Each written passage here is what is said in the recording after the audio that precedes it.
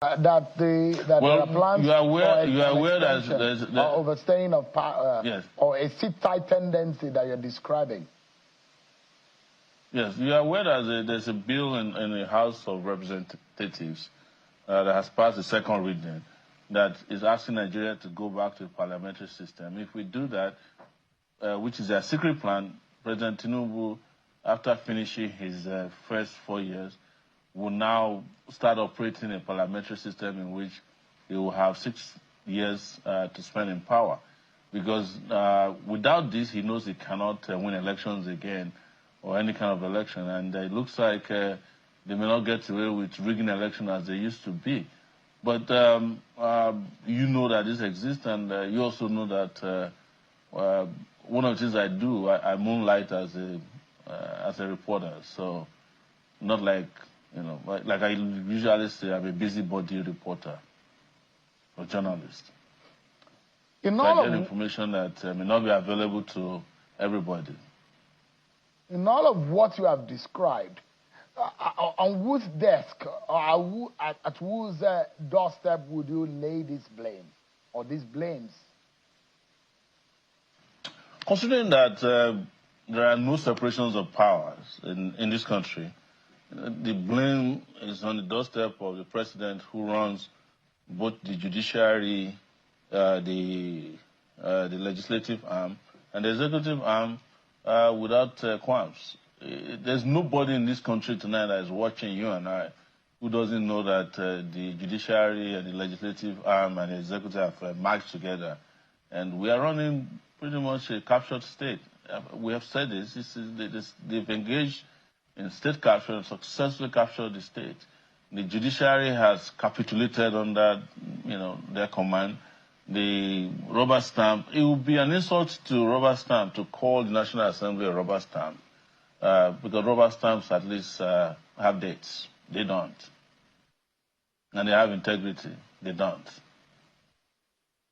Now, let me, Mr. Shore, in all of what you have described, for example, and I will start from what the police said yesterday. They advised and pleaded that you should not go ahead with the protest because it's coincide, and according to them, it came off as though there was some kind of mischief in your planning. How come you're planning such a thing on the day that the Nigerian police says that it wants to, or the nation is celebrating the National Police Day? And they pleaded, or they told you and warned that you should not hold the protest today. But why do you insist on going, why did you go ahead with the protest as against the police's warning? If I recall correctly, the Nigerian police has spent, it's 95 years old, according to the police that we have now. The police that started during the colonial era is over 125 years old, because it started as a kind of constabulary of the Queen, and it has mutated over time. At the time, it was I think it was Katsina Constabulary, it used to be called Askari, all kinds of mutation. But today was the day the police ought to have proven that it's the police for the people. If there was a professional test that could be conducted, it is what we did today, and they failed terribly at it. But you see, I'm even surprised that more Nigerians didn't know that today was police day. We could have disrupted it, because the police has failed us as a force for good. It has become an evil force in this country that everybody is fearful of, people deride, and people no longer trust. And the blame is, of course, is laid on illegality, illegitimacy, and the impunity that police has become. If I knew in advance that they have a police day today, even before we plan our protest, even if a protest was not planned, I could have taken a personal protest against them, because this is the best day to protest against the police, on their day.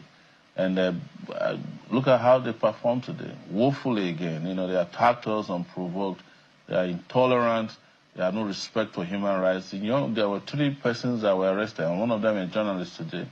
They were made to lay down in what we call gutter, the drainage, and they poured tear gas on them. They beat them silly with the plank attached to their placards.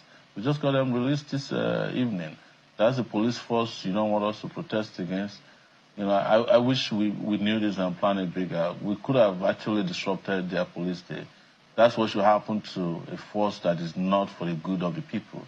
And when I say this, well, we say, but you can't do without the police. Of course, you can't do without a good police, but you can do without a bad police. And that is why part of our position today is that they should remove, or the man who is their chairman today, or the IGP of police, who has been illegally occupying his position, should step down. He has finished his tenure. He has completed his time in the police force. He's wearing a uniform illegally, because any day after 35 years in service or 60 years as police chief, you are not supposed to be wearing that uniform. And if the people who actually kept him there really badly want him to continue, they should find a place for him to be at, not the police force, because the police force is supposed to be a professional organization that has a leadership that's still a member of the police force, not the one that's retired and is tired and, I'll say sick. Those who are saying Sowore is just angry because he lost the election and he's still finding it difficult to come to terms with that loss.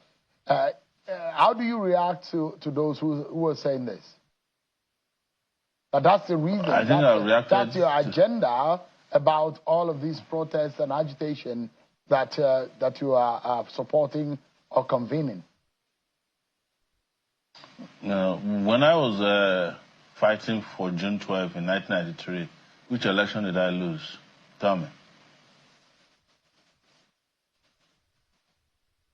I'm asking you to respond to those who feel that all of these agitations... No, I'm responding to them. I'm responding to them.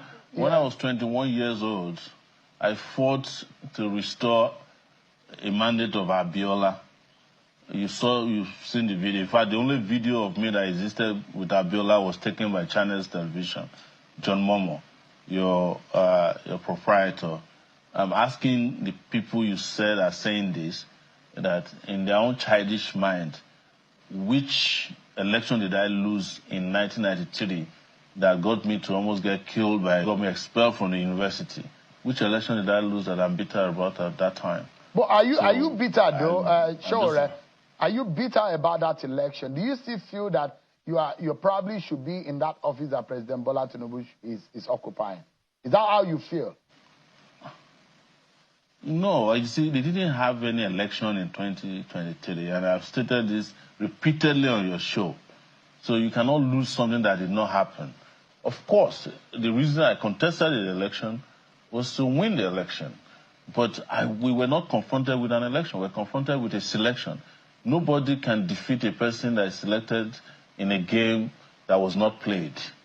So we often use, soccer a lot. I'm talking about football because Nigerians are crazy about football. If you go and watch a football match, or you are watching a football match on TV, and the referee tells you at the beginning of the match that the match is not going to hold as planned, that only one side of the team is available to play, and in 45 minutes or 90 minutes, they declare a winner when the others were driven away from their side of the game. Would you accept that? Would you really think that's an election? That's why... So